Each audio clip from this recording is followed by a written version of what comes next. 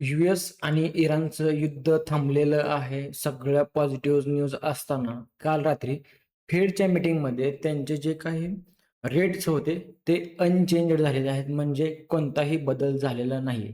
याच्यामध्ये अ, याच्यामुळे गोल्डमध्ये काल एक शार्प फॉल सुद्धा पाहायला मिळालेला आहे. ओके. जी ऑलरेडी एक्सपेक्ट केलं होतं मार्केटने, की जे काही रेट आहेत ते हाईक नाही होणार आणि त्याची ऑलरेडी रॅली एक येऊन गेलेली होती.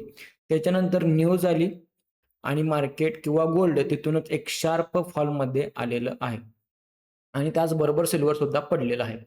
पण आपल्या मार्केटमध्ये अजून सुद्धा पॉझिटिव्हिटी कशामुळे असणार आहे किंवा काय कारण आहे? जी वॉर होती, जी थांबणार होती, ती ऑलरेडी एक दिवस अगोदर संपून गेलेली आहे.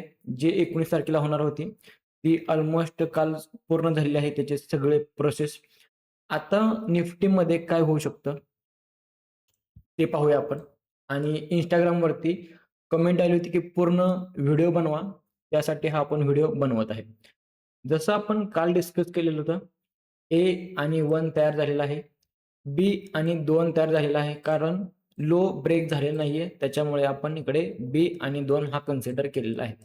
त्याच्यानंतर 1, 2, 3 कुठेच अजून झालेला नाहीये. 3 अजून झालेला नाहीये. त्याची आपण वाट पाहत आहोत. मे बी इंटरनल वाला जर 3 असेल ना, तर तो 1, 2, 3 इथे हा इंटरनल पूर्ण झालेला आहे असं आपण समजू शकतो आणि 4th अजून सुद्धा बाकी आहे.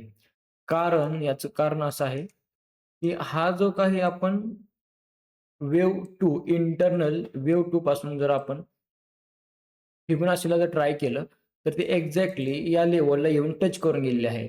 पण काही ट्रेडर्सला असे वाटेल, की ही एक इम्पल्सिव्ह वेव्ह आहे. बट ही एक इम्पल्सिव्ह वेव्ह नाही. हे एक करेक्शन आहे आणि करेक्शनमध्ये हे सगळं एक इर्रेग्युलर करेक्शनचा पार्ट बनत आहे. हे सगळं इर्रेग्युलेशनचा पार्ट आहे.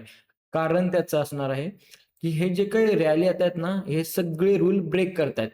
सगळे जे आपले इलाइट वेव्हमध्ये ओळखण्यासाठी किंवा आयडेंटिफाय करण्यासाठी जे काही पर्सनल रूल असतात, ते सगळे या वेव्हमध्ये ब्रेक झालेले आहेत. त्याच्यामुळे हे कोणतीच इम्पल्स नाहीये. मग ही जर इम्पल्स नसेल, तर काय असू शकते? तर हे असू शकते करेक्शन. तर हा पूर्ण करेक्शनचा पार्ट असणार आहे. ओके. तर इकडे आपण जर 3 इंटरनल पूर्ण झाली असं समजत असेल, तर इकडे असेल 1, हे 2, हे 3 आणि अजून सुद्धा 4 बाकी आहे. अजून सुद्धा 4 बाकी असणार आहे. मग ती 4 कुठेपर्यंत येऊ शकते, ते आपण पाहूया. ती 4 कुठेपर्यंत येऊ शकते आपण आणि ओव्हरऑल आपला ट्रेंड चेंज कुठे होणार, ते सुद्धा आपण आज पाहणार आहोत.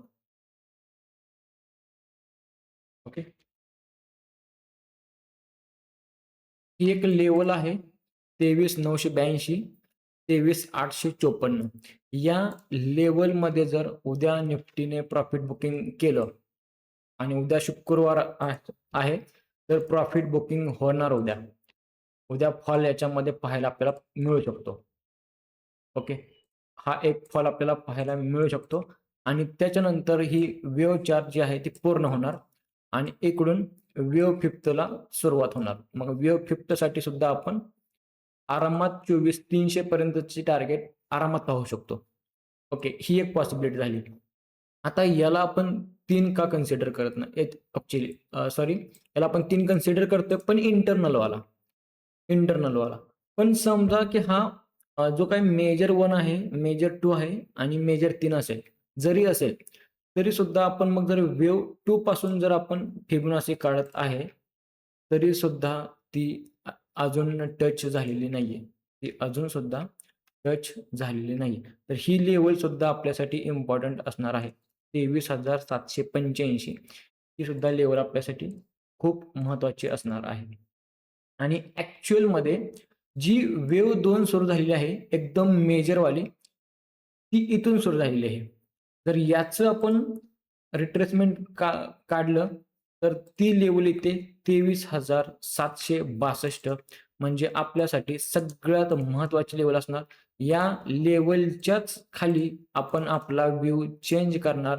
अदरवाईज आपण फक्त आणि फक्त बाय ऑन डिप, म्हणजे मार्केट पडलं की एक नवीन संधी शोधायची एका अपसाईडच्या रॅलीसाठी. जेव्हा पण मंदी येणार तेव्हा आपण एका तेजीसाठीचा ट्रेड प्लॅन करणार नेहमी. कधीपर्यंत? जोपर्यंत ही लेवल सस्टेन आहे तोपर्यंत. जसं जसं मार्केट वरती जाईल, वेव्ह 50चं आपल्याला कन्फर्मेशन दिसेल, तेव्हा आपण आपला व्ह्यू सुद्धा चेंज करू शकतो. ओके, तर उद्या प्रॉफिट बुकिंग येऊ शकतं या रेंजमध्ये, आणि साधारण कुठंपर्यंत येऊ शकतं त्याची जर एक साधारण रेंज जर आपण काढली तर ते मे बी, ओके, तर या लेवलमध्येच येत आहे 23,950च्या जवळपास. ओके. आपण एकीकडे एक झोन काढून ठेवूया,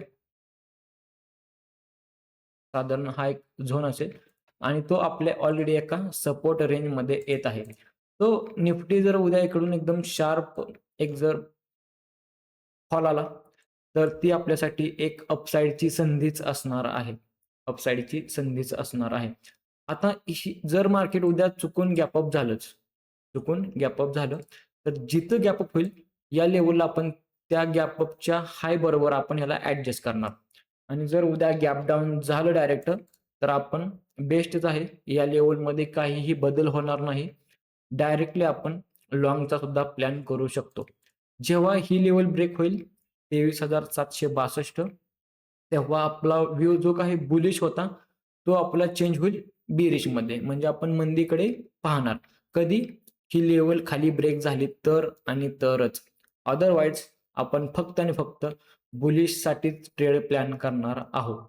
ओके, जर तुम्हाला हे इन डिटेलमध्ये करेक्शनची माहिती पाहिजे असेल तर कॉमेंट बॉक्समध्ये करेक्शन टाईप करा, मग मी तुम्हाला ह्या करेक्शनवरचा प्रॉपर एक व्हिडिओ बनवून पोस्ट करेन. आणि हे अनालिसिस तुम्हाला कसं वाटलं कमेंट बॉक्समध्ये सांगायला विसरू नका. धन्यवाद.